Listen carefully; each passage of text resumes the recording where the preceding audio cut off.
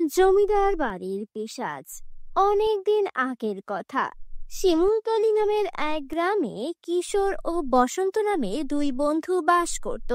একদিন কিশোর বসন্তকে বলে, বসন্ত শোন, পাশের গ্রামে আমাদের পিসির বাড়ি। অনেকদিন যাই না, এবার ভাবছি যাব।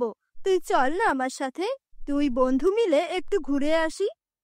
তুই যখন বলছিস ঠিক আছে, তাহলে চল যাওয়া যায়।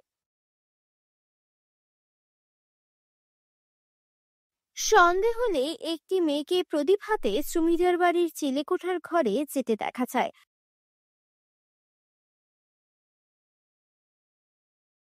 সে ওই চিলেকোঠার ঘর থেকে কাঁদে।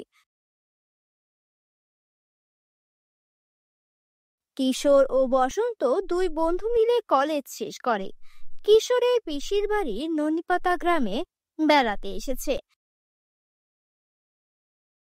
এবং তারা গ্রামের আশপাশটা ঘুরে দেখতে বেরিয়েছে।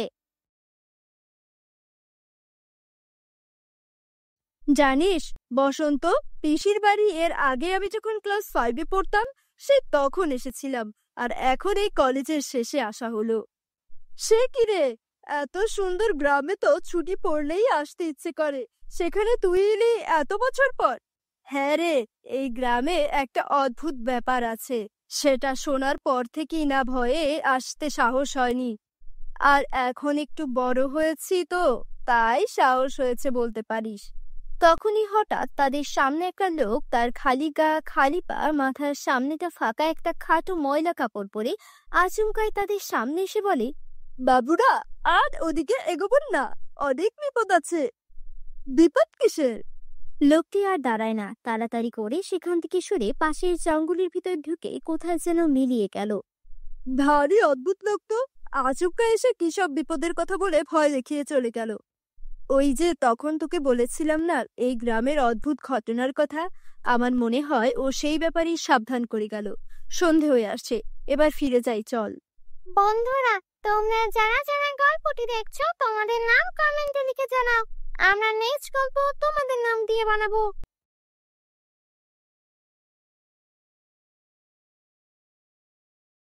এরপর তারা পিসির বাড়ি ফিরে আসে। তারপর রাতে খেতে বসে কিশোর প্রথম কথাটা তোলে, আচ্ছা পিসিবা, ছোটবেলায় তোমাদের গ্রামের জমিদার বাড়িতে ভূত দেখা যায় গল্প শুনেছিলাম, এখনো কি সেই ব্যাপারটা ঘটে নাকি? ঘটে মানে ঘটে চলছে তো আজ প্রায় 20 বছর ধরে। সেই ভৌতিক ঘটনার রহস্য আজ পর্যন্ত কেউ সমাধান করতে পারেনি। ভৌতিক রহস্য কিরকম, সেটা আমার খুব কৌতূহল হচ্ছে। এরপর পিসিমা বসন্তকে পুরো ঘটনাটা খুলে বলেন। শোনো, তবে বলি, এই গায়ে যে পুরনো জমিদার বাড়ি আছে তা একেবারে ভগ্ন প্রায় বলতে পারো। কেউ চায় না সেখানে, কিন্তু সন্ধে হলেই একটি মেয়ে প্রতিভাতে জমিদার বাড়ির চিলেকোঠায় ঘরে যেতে দেখা যায়। দূর থেকে তার মুখ কেউই কোনোদিন দেখেনি। সে ওই চিলেকোঠার ঘর থেকে কাঁদে, বাঁচাও বাঁচাও বলে চিৎকার করে, কখনো আবার গান গায়। আর আজ পর্যন্ত যে যে তার ওই কষ্টের আকুতি শুনে ঘরে গিয়ে তাকে বাঁচাতে যায়, সে আর ফিরে আসে না। আসলে ওটা হলো কোনো নরখাদক পিশাচিনী। বলেন কি পিসিমা, তা সেই পিশাচিনী এখনো আছে নাকি? আছে বই কি বাবা, দেখো না, রাত হলেই তার কান্না ঠিকই শুনতে পাবে। আর তা বলে তোমরা কেউ ঘরের বাইরে বেরোবে না কিন্তু। এরপর গভীর রাতে কিশোর ও বসন্ত যখন ঘুমিয়েছিল তখন হঠাৎই একটা ক্ষীণ গানের সুর ভেসে আসে।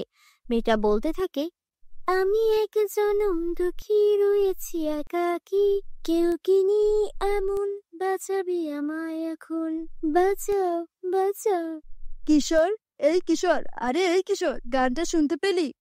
হ্যাঁ শুনেছি। কি সাংঘাতিক ব্যাপার বলতো, এই যুগেও এমন ভৌতিক ব্যাপার ভাবা যায়। কাল তাহলে একবার ওই জমিদার বাড়িটা দেখতে যাবো বুঝলি। সে নয় ঠিক আছে, তা দিনের আলোয় যেখানে খুশি যাস, কিন্তু এখন ঘুমিয়ে পড়ি চল। সকাল হতেই কিশোরের পিস্ত বৌদি 2 কাপ চা নিয়ে তাদের হাতে দিয়ে বলে, কি ভাই ঠাকুরপোরা, কাল রাতে ভূতের গান শুনেছ? শুনেছি মানে রীতিমতো ভয় পেয়েছি বৌদি। ওই জন্যই তো সন্ধ্যের পর রাতে আর কেউ বাড়ির বাইরে বেরোতে সাহসই পায় না। কত থানা পুলিশ লোকজন, ওঝা, পুজো করা হলো, কিছুতেই কোনো ফল হয়নি। শুধু রাতে যদি কেউ একবার ওদিকে যায় তাহলে তাদের গলা কাটা দেহ পাওয়া যায়। বন্ধুরা, তোমরা যারা যারা গল্পটি এখনো দেখছো তোমাদের নাম কমেন্টে লিখে জানাও, আমরা নেক্সট গল্প তোমাদের নাম দিয়ে বানাবো। এই কথা শুনে বসন্ত ভয় পাওয়া তো দূর, তার কৌতূহল বেড়েই চলে। এরপর কিশোরকে সঙ্গে নিয়ে সেই বাড়ির দিকেই রওনা দেয়। বসন্তর বাড়িটা কাছে গিয়ে আশপাশটা ভালো করে দেখতে থাকে। সত্যি কেউ কোথাও নেই, কেমন যেন একটা গা ছমছমে ভাব। তখনই হঠাৎ কিছু একটা তাদের সামনে লাফিয়ে পড়ে। ওরে ওরে, এটা কালো বেড়াল! বাপরে, আমিও খুব চমকে গেছিলাম। চল ভাই, ফিরে যাই, আমার ঠিক ভালো লাগছে না। আরে কিচ্ছু হবে না, এখন তো দিনের বেলা, চল বাড়ির ভেতরটা ঘুরে দেখি। এরপর তারা বাড়ির ভিতরে ঢুকে সমস্ত জায়গাতে আগাছায় ভরে রয়েছে। চারদিকে শুধু ভেঙে পড়া বাড়ির ধ্বংসাবশেষ। না, কেউ তো নেই রে। তাহলে অমন করে গানটা কে গায় বলতো? আমার জানার দরকার নেই ভাই, তুই এবার এখান থেকে চল। এরপর বসন্ত ও কিশোর ফিরে আসে। তারপর দুপুরবেলা খুব মজা করে পুকুরে স্নান করে, সাঁতার কাটে। বাড়ি ফিরে পিসিমার হাতে রান্না করা নানান খাবার খেয়ে দুপুরবেলা একটা লম্বা ভাত ঘুম দেয় দুই বন্ধু মিলে। কিন্তু ঘুম থেকে উঠে কিশোর বসন্তকে দেখতে পায় না। বৌদি, বসন্ত কোথায় গো? ওকে দেখতে পাচ্ছি না তো। জানি না তো ভাই, আমি তো জানি বসন্ত তোমার সঙ্গে হরেই ঘুমোচ্ছে। বৌদির কথা শুনে কিশোরের মাথাটা করে ঘুরে যায়। ও বুঝে যায় বসন্ত কোথায় যেতে পারে। বসন্তটা যেরকম সাহসী ছেলে, ও নির্ঘাত আবার ওই জমিদার বাড়ি গেছে। কিশোর দ্রুত সেই দিকে যায়। প্রায় সন্ধে হবে। চারদিক নিস্তব্ধ। দূরে কোথাও একটা মেছুবক এক নাগারে ডেকেই চলছে, কিন্তু বসন্ত কোথাও নেই। তখন কিশোর ভাবল, তাহলে বোধহয় বসন্ত পুকুর ঘাটের দিকে গিয়েছে। আমি শুধু শুধু এইদিকে এলাম। কিশোর এবার গেল পুকুর ঘাটের দিকে। তারপর সেখানে পৌঁছে, এ কি, এখানেও তো নেই। কোথায় গেল বসন্ত? কোথায় যেতে পারে বসন্ত? বসন্ত বন্ধু, তুই কোথায়? আমার যে খুব ভয় করছে। কোথায় গেলি? তুই ফিরে আয় বন্ধু। এরপর কিশোর পাগলের মতো গোটা গ্রামের এদিক ওদিকে বসন্তকে খুঁজে বেড়াতে লাগলো। অনেক রাত পর্যন্ত খুঁজলো, কিন্তু সেই রাতে বসন্তকে আর খুঁজে পাওয়া গেল না। তারপর কিশোর তার পিসির বাড়ি ফিরে আসে। পিসিমা, ও পিসিমা, কই তুমি?